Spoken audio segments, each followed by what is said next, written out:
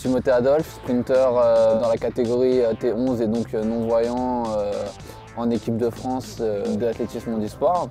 On est à quelques mois des Jeux paralympiques. Les entraînements forcément sont en vue de cette préparation et en vue des Jeux.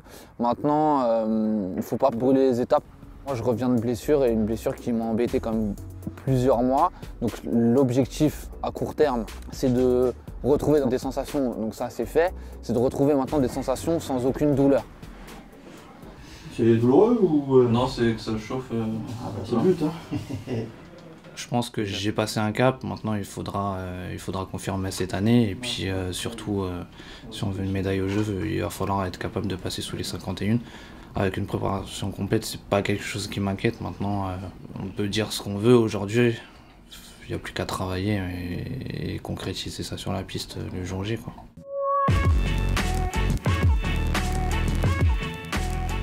La relation athlète-guide, elle est super riche et intéressante parce que forcément, il faut de la confiance, de la complicité, mais c'est pas quelque chose que tu vas superposer d'un guide à un autre, qu'on doit apprendre à se connaître sur et en dehors de la piste.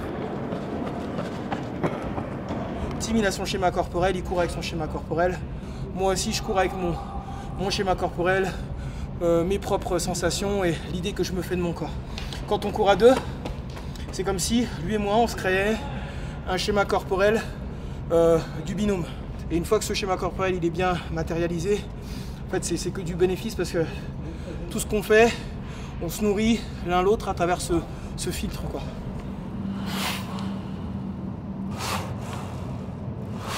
On sait pourquoi on se bat, on sait pourquoi on se lève. Donc voilà, et on a aussi la chance de faire ce qui nous plaît au quotidien. Alors on est aussi là pour bousculer notre métabolisme et repousser les limites.